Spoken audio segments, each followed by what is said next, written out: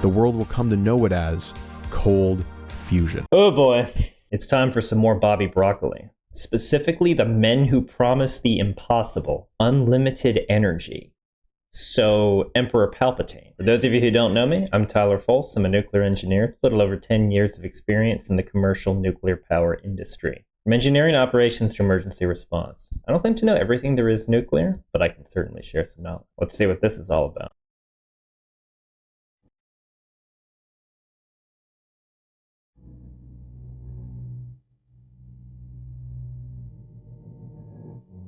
Utah, 1869.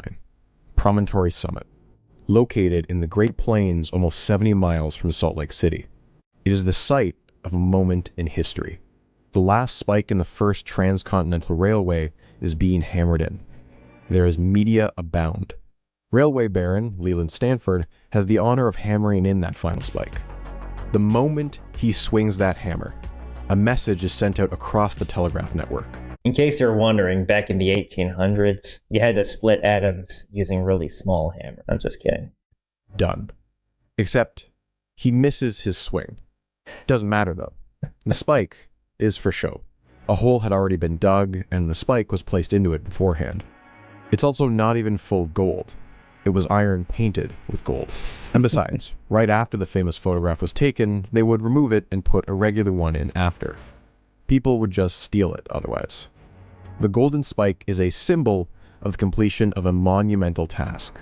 The meeting of two industrial titans whose work cost millions and produced an engineering marvel that connected the Atlantic and Pacific Oceans with one final leg. A celebration of rival companies and the backbreaking labor of thousands of immigrants. It's the moment that made it into the history books, because it made for one hell of a photo. 120 years later, and just 64 miles to the southeast, a new Golden Spike ceremony is playing out once again.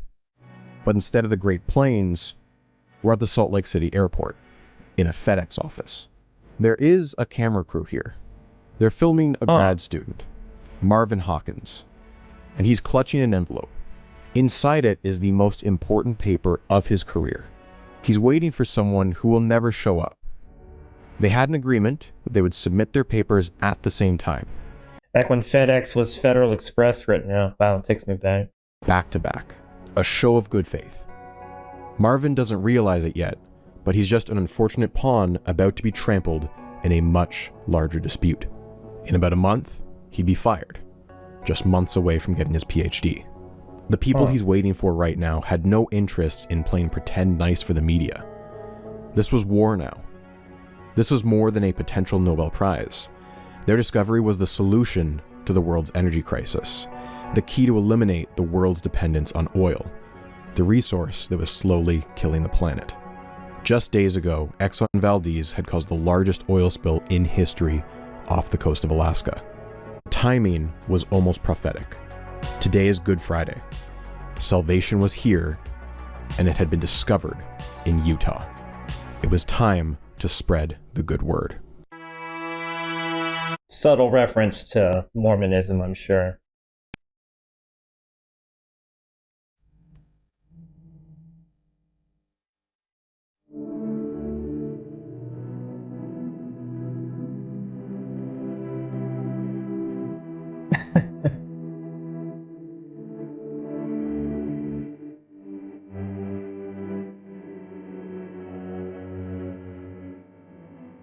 It's like he's setting the stage like for a big board game or something. Oh, that'd be cool.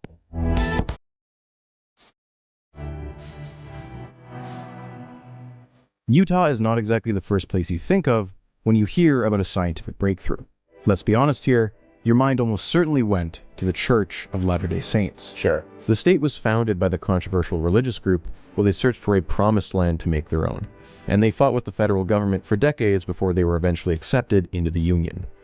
Notably, only after the church publicly disavowed their former tradition of polygamy. And throughout the 20th century, Utah as a state craved legitimacy in the eyes of the rest of the nation. The state spent years building up their image as something more than just the home of the Mormons. Their national parks and ski resorts attract millions of tourists each year. Now iconic films have made their premiere there at Sundance. They lobbied for almost 20 years to host the eventual 2002 Winter Olympics. But for every success, there would be a Utah story making national news for all the wrong reasons. Kind of like In the Florida. 1980s, there were the deadly Salt Lake City bombings of Mark Hoffman. Another was a shootout with police involving an illegal family of polygamists. The issue was summed up by a local political pundit. If you ask a lot of people in Utah what they fear, it's that everyone is going to laugh at us. We want money and we want respect. We would very much like to be respected, not as Nevada is for gambling or Wyoming for coal, but for brains and for talent. Despite its perception as a bit of an intellectual backwater, in the 90s, Utah had the second highest rate of high school graduates that went on to higher education. It's home to plenty of great schools, I didn't know with the that. top two locked in an eternal rivalry with each other. Brigham Young University, located in Provo, Of course, is Mormons. owned and operated by the Mormon Church, and it enforces a draconian and regressive honor code. But it has a good reputation in the field of engineering and nursing. And then there was BYU's longtime football adversary, the top school in the state, the University of Utah, or the U for short. An all-around When I hear the U, I mainly think of Miami. good research institute, its genetics program was respected all across the country. And it was also the birthplace of the now iconic Utah Teapot, the benchmark of 3D modeling. And its chemistry department was no slouch either, ranked within the top 20 in the country. One Utah resident wanted to improve those rankings, and he was going to do everything he could to earn his state the respect he felt it deserved, even if it cost him his job. Chase Peterson, Wow. like most people from the state, was a Mormon, although he was not a fanatical one. He had spent most of his early career out east and got a medical degree from Harvard and eventually became the dean of admissions. But his home state beckoned to him, and he eventually returned, becoming the president of the University of Utah in 1983.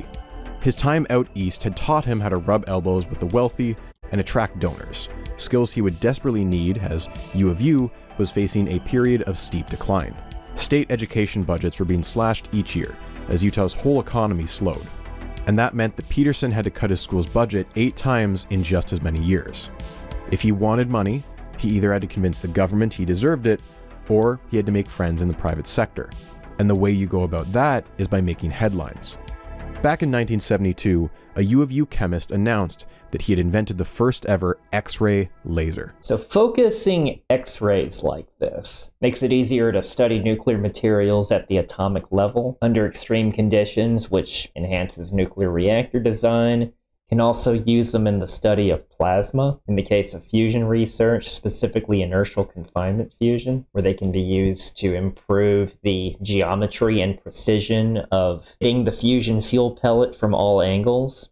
Very important with achieving ignition, not to mention detection of nuclear materials for security purposes as well as medical applications. So yeah, this was a pretty big deal. Much excitement, no other labs could reproduce it, and it became jokingly known as the Utah effect. What Peterson needed was another one of those, but real this time. His first real time in the national spotlight was when U of U doctors implanted the first ever You always want stuff to be repeatable with any new discovery. Otherwise, it's just a fluke or a weird situation you're in. artificial heart into a man named Barney Clark. Clark had long suffered from severe heart problems and was going to die without medical intervention. It was a groundbreaking surgery, and 70 reporters came from all over the globe to cover it. It was an intense 6-hour procedure, and Clark had severe complications, including seizures and breathing problems. Unfortunately, he died in hospital 112 days later. Although clearly a step forward, it was not a success. Clark was intended to live much longer. The Utah effect had struck again. But despite the failure, Chase Peterson's handling of the announcement was positively received. He was a calm voice of reason who had a clear handle on sharing complex topics with the world, and he had high ambitions. His name was floated in political circles, potentially as a Democratic candidate for Senate. One more solid announcement, and he could maybe think about planning his next moves. It was just a matter of time until someone at the U came up with a real breakthrough. And that moment came in late 1988. Peterson learned of this project through bits and pieces. It was apparently highly confidential. Even a whisper of it getting to the wrong person could jeopardize it. It was something Kind of like the Manhattan Project. There were consequences then. supposedly world-changing. 2 professors in the chemistry department had been working on something for years in secret. The administration first got wind of it when they submitted a funding proposal to the Dean of Science, Hugo Rossi. Rossi had read it, but the implications didn't click until he woke up in the middle of the night. The first thing he did the next morning was call the scientist and ask quite bluntly, "Are you building a bomb?" And the answer he got was, quote, "Well, I suppose you could put it that way." It was Sounds like a scientist response. not, in fact, a bomb. But Washington would soon be paying close attention anyway. The lab in which this discovery had taken place had been working 24/7 for almost the past month, desperate to get as much data as possible before the announcement. Now, Peterson was having secret trustee meetings where everything was locked down. Leaks would be devastating. No one was allowed to use the actual words to describe the breakthrough. It was referred to simply as the F word. Although secrecy was of the utmost importance, Peterson was rumored to have F's gonna be fusion, isn't it? Let's see. spoken to the governor of Utah in late 1998 and told him that his school may soon win a Nobel Prize. On March 13th, 1989, the school filed its first patent, the first of several.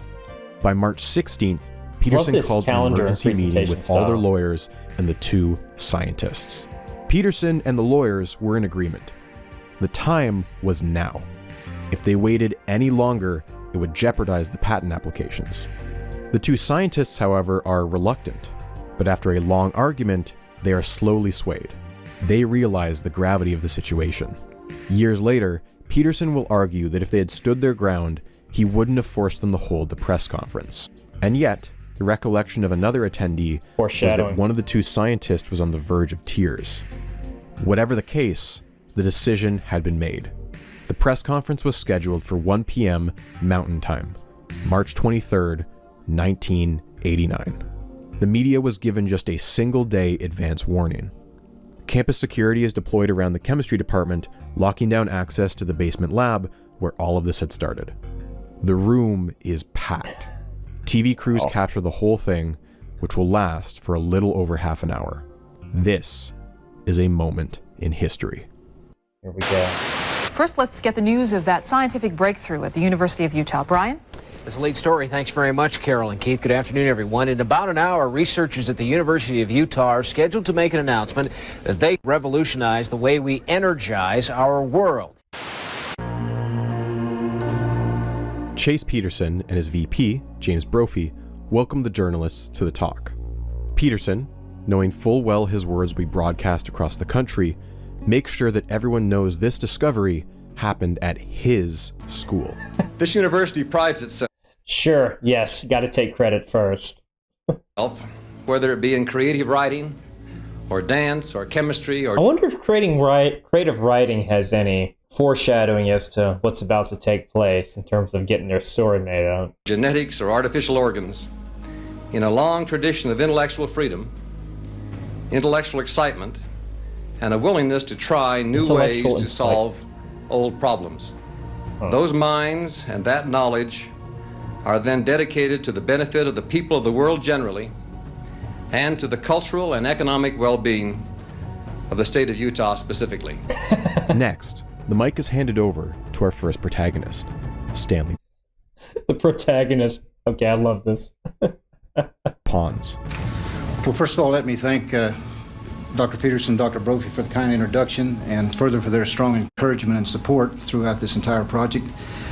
The experiment we have accomplished has been described in the news release, which you have, and I'll just give you a brief synopsis, and that it is basically we've established a sustained nuclear fusion reaction. Okay, let's see where this one falls apart. By means which are considerably simpler than conventional techniques. Deuterium, which is a component of heavy water, is driven into a metal rod, similar, exactly like... Deuterium is just an isotope of hydrogen, hydrogen-2. The nucleus is a proton and a neutron, as opposed to just a proton. It's commonly used in CANDU reactors in Canada. While you do have to synthesize heavy water, you can actually burn natural uranium in there rather than having to enrich uranium. So it's kind of a pick your poison, so to speak, of the trade-off between having to enrich uranium or having to enrich water. But that has nothing to do with fusion. That's just another way to make fission. The one that I have in my hand here to such an extent that fusion between these components, these deuterons in heavy water, are fused to form a single a new atom. And with this process, there is a considerable release of energy, and we've demonstrated that this could be sustained on its own. Something tells me this isn't a nuclear shake weight. In other words, much more energy is coming out than we're putting in. That was a lot of words, but the most important ones were these. Quote, I love his delivery. Sustained nuclear fusion reaction, and considerably simpler than conventional techniques. And then finally, much more energy is coming out than we're putting in. That's the big challenging thing with fusion is most fusion designs, there have been some exceptions like the National Ignition Facility that ended up recently getting a little more than what they put into it. No, not by a lot, but fusion, especially back then, took a lot more energy to produce than how much energy is released. Basically a net energy loss, and very far away from being economical. Compare that to something like fission, where the amount of energy required to run house loads on a nuclear power plant is on the order of 10, maybe 15, maybe 30 megawatts for a really big unit, and that's an exaggeration. But the amount of energy that is produced on the grid can be 1,000, 1,400 plus megawatts. So it isn't just that you need to make slightly more than you put into it. You need to make a lot more than what you put into it for something like this to be viable, which is currently still the largest challenge of fusion. Hans then turns to his partner, Martin Fleischmann, and asks him if he wants to add anything.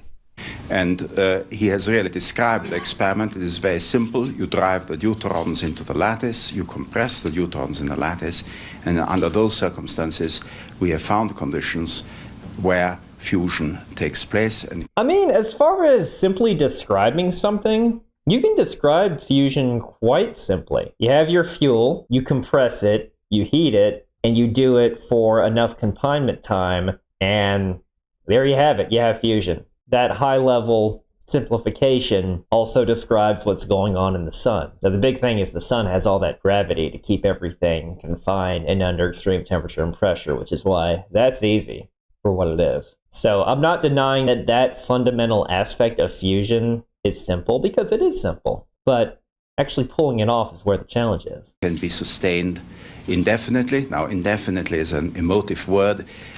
I'm not sure what they mean by indefinitely, but really, everything takes fuel. So he couldn't possibly meaning something that lasts forever, because it's like, where are you getting all your energy from? Maybe he just means there's so much of it, it's effectively renewable. I mean, that's more plausible. I've run experiments for hundreds of hours, and on our time scale, that is a pretty long time. Again. For an experiment? Yeah, that's a while for an experiment, but for base load power, hundreds of hours is nothing, because you're going to have it on constantly 24/7. So the fact that you've only tested it for hundreds of hours is also a massive red flag. It's more red than those curtains behind them. There's that phrase. Quote, very simple. Following this, Pons explains why they think this can only be fusion. Well, first of all, Wait a minute. So this can only be fusion, as in, like, they're not even sure that that's their goal? What? That's a bit like going up to your car, starting it, being slightly baffled by the processes that are taking place, and then concluding this can only be internal combustion. Like, why? Well, what even does that, what does that say about you? heat that we then measure can only be accounted for by nuclear reactions. The heat is so intense that it cannot be explained by any chemical process that is known.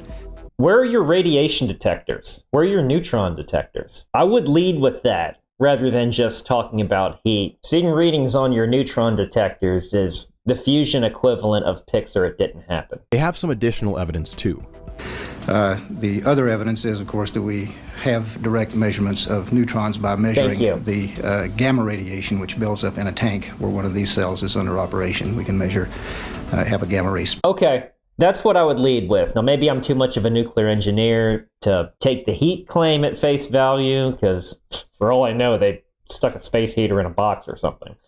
But now you're getting somewhere. Spectrum. In addition, there is a buildup of tritium in the cell, which we. So deuterium-deuterium fusion, which is, I'm guessing what they're talking about since they just mentioned deuterium to begin with, can form helium-3 and a neutron. Helium-3 nucleus being 2 protons and 1 neutron, and it releases a little over 3 million electron volts. It can also form tritium and a proton, tritium being hydrogen-3 or a nucleus of 1 proton and 2 neutrons. And that one releases a little bit more, about 4 million electron volts. It's about a 50-50 split for a deuterium-deuterium reaction. So numbers like 4 million electron volts sound like a lot, but it's not. The one used in ITER and many other experimental fusion reactors is the deuterium-tritium reaction. It releases about 17 million electron volts.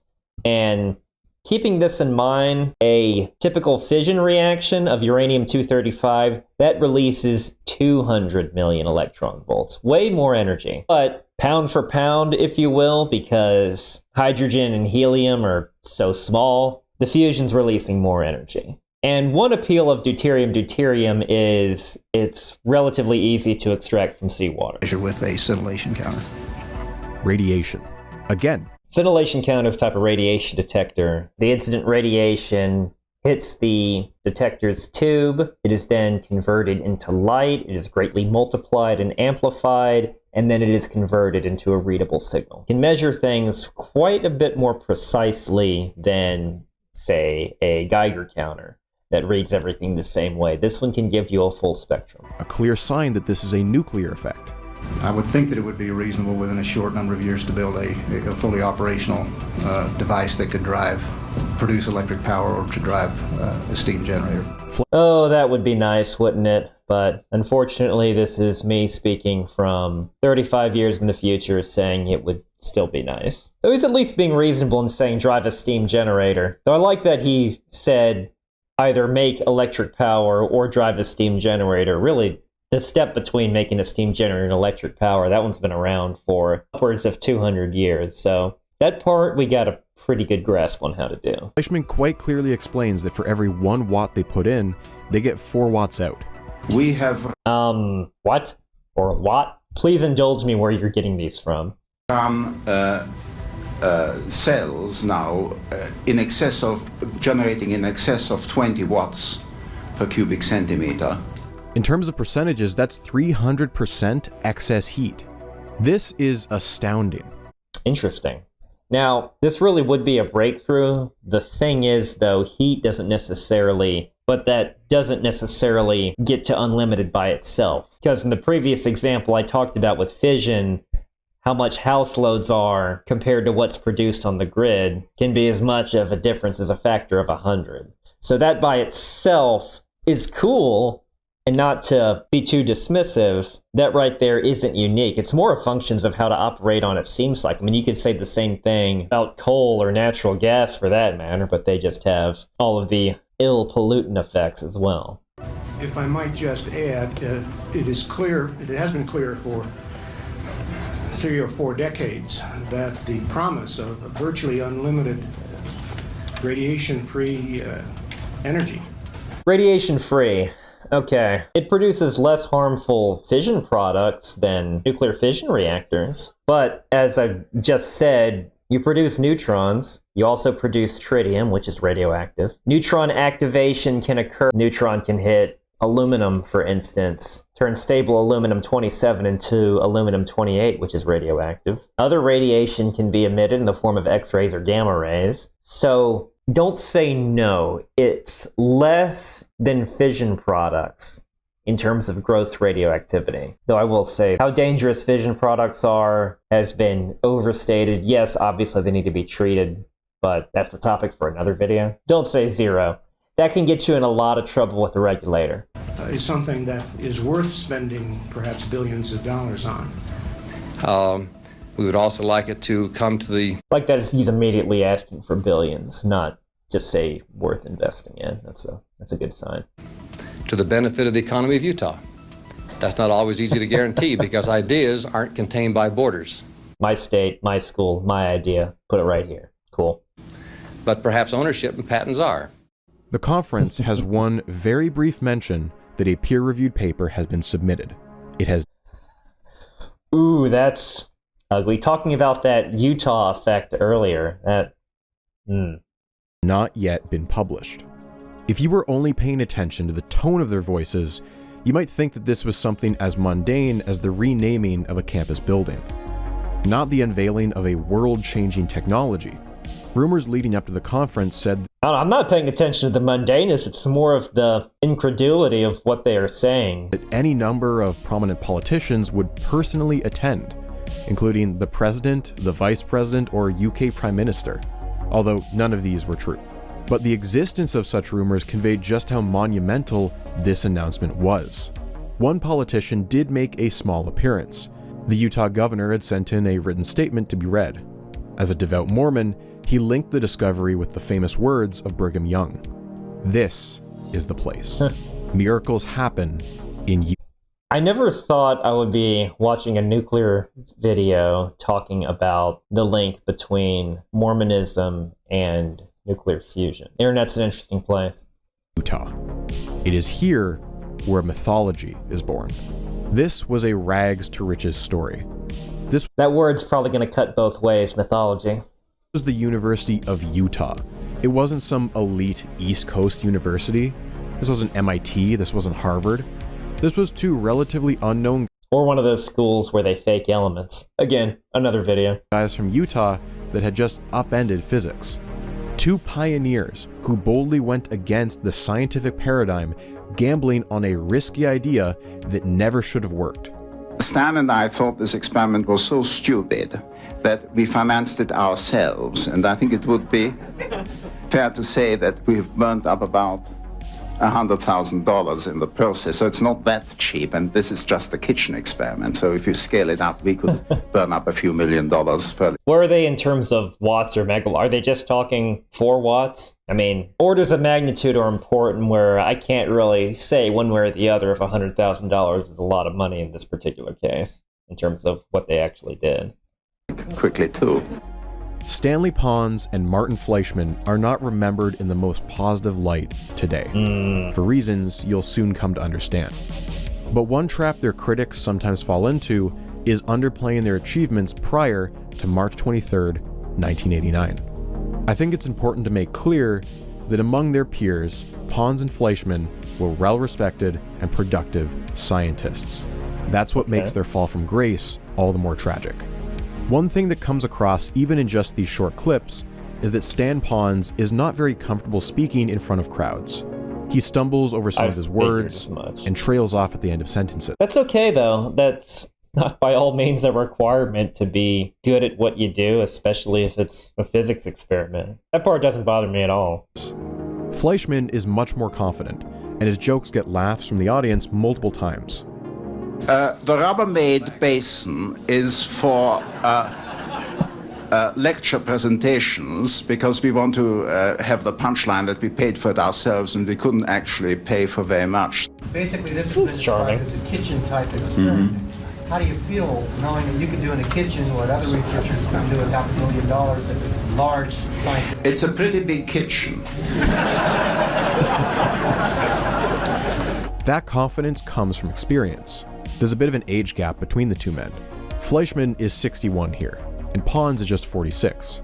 And while Pons has a solid resume, Fleischmann's is extensive. Born in Czechoslovakia, he grew up in the UK and made a name for himself there as a prominent electrochemist. Electrochemistry is a particular niche that's fairly simple to explain. They study electricity that induces chemical reactions, or chemical reactions that generate electricity. I've actually never seen it hyphenated. He was known for his invention of a type of calorimeter, a device used to measure heat with great precision. And he also did some pioneering work with the diffraction of X-rays. In 1986, he was inducted into the UK's Royal Society, which is essentially a Lifetime Achievement Award in science, placing him among the greats such as Isaac Newton and Michael Faraday. He was, quote, more innovative than any other electrochemist in the world. And Marvin Hawkins, the PhD student, once said of him, "You meet Fleischmann and you're going, wow, if I can spend just a month with this guy, I'll be a god myself." Fleischmann's renown as an elder statesman was no doubt a major contributor to why so many people took the announcement seriously. He would not simply rush out to make a bold claim without plenty of evidence to back it up. Stanley Pons was much more of an unknown. He had taken a more meandering route in his career. Born in North Carolina, he quit academia for 10 years to work for the family business before eventually returning to get his PhD in 1975.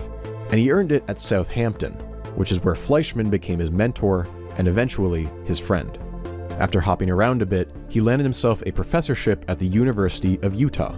He wasn't a Mormon, but U of U wasn't as strict as they are over at BYU. Sure. Over the course of the 1980s, he began publishing more and more papers every year. In 1988, he published a staggering 36 papers. He even ran his own company, selling homemade lab equipment out of his house. A true worker bee. Selling homemade lab equipment. Wonder if someone like Styropyro does that. Peers called him. Probably too dangerous. U of U must have been impressed, because they made him chair of the chemistry department in 1988. His grad students knew him to be an introvert, uncomfortable with giving presentations, especially in front of large audiences. But they also spoke highly of him. He was humble, generous, and a good friend once you got to know him. It's hard to get a feel for what kind of person you are when you see someone on TV a few minutes. He's a very intensive person. Family and science takes up 97% of his time. Stan Pons is also very private. In his world, family and science mix, and little else enters the picture. Despite their age gap, the two were genuinely close friends who loved to ski, cook, hike, and throw parties together. I've heard some people describe both of you as the odd couple of fusion. He seems to be more outgoing, you're so private. Odd couple of fusion. Wow.